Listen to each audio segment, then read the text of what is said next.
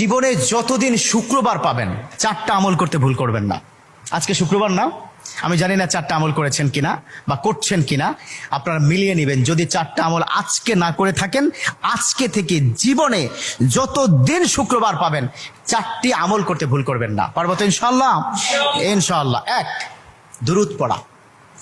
আমার বিশ্বনবী দুরূদ সম্পর্কে কত অসাধারণ কথা বলেছেন। একজন সাহাবা এসে বললেন, ইলা রাসূলুল্লাহ সাল্লাল্লাহু আলাইহি ওয়াসাল্লাম, ও নবী, আমি যদি আপনার প্রতি দিনের 1/3 ধরে দুরূদ শরীফ পড়ি আমি কি নিয়ামত পাবো?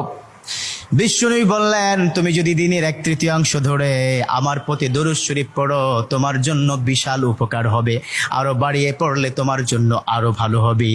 সাহাবা মহা খুশি হয়ে গেলেন, ইয়া রাসূলুল্লাহ, আমি দিনের অর্ধেক সময় জুড়ে যদি আপনার প্রতি দুরূদ শরীফ পড়ি তাহলে কি হবে?